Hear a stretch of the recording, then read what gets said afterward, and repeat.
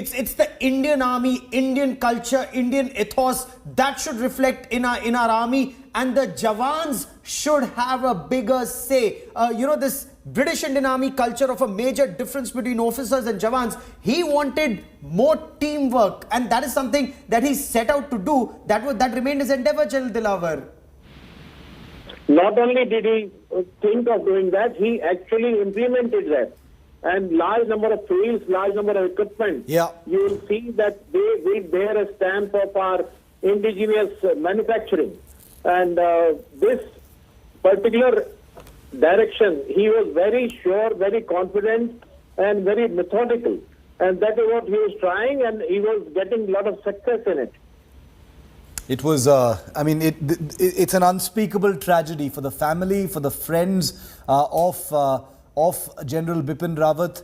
This tragedy it's going to take a long time for this to sink in and for it to be digested. How unpredictable, as Gaurav, my colleague, so rightly said, that how unpredictable life has proven to be. General Bipin Rawat had his hands full of his duties, of his frontline duties as the Chief of Defence Staff, handling so many things, the military affairs. He was jetting across the country to meet many of his commitments at many of these military institutions. Yesterday he was at an event where he gave a lecture. Today he was supposed to give a lecture in the afternoon at the Defence Services Staff College, and he is no more. The Indian Army has just put out a statement. I just want to read that out for you. We'll have that text on your screen in just a moment as well.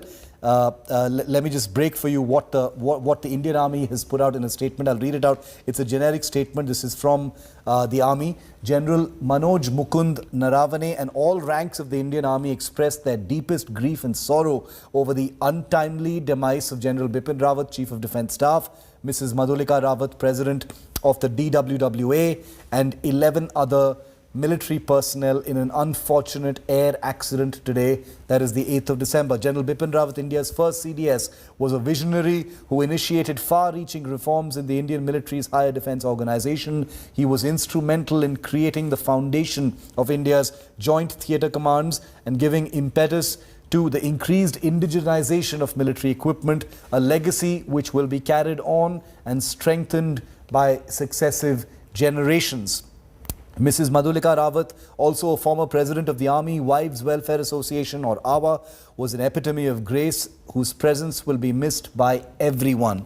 The deceased 11 military personnel accompanying the CDS and the president of the DWWA, that is Mrs. Madhulika Rawat, on the way to Wellington will also be equally missed by everyone. They performed their duties as per the best traditions of the armed forces. So I've just read out for you the statement by the Indian Army on the tragic demise of Chief of Defence Staff. Remember that General Bipin Rawat, before becoming the country's first CDS, was the Chief of the Army Staff. He was Eastern Army Commander before that, as also the country's Vice Chief of Army Staff. A 43-year career of unstinting duty, including peacekeeping duties in different parts of the world.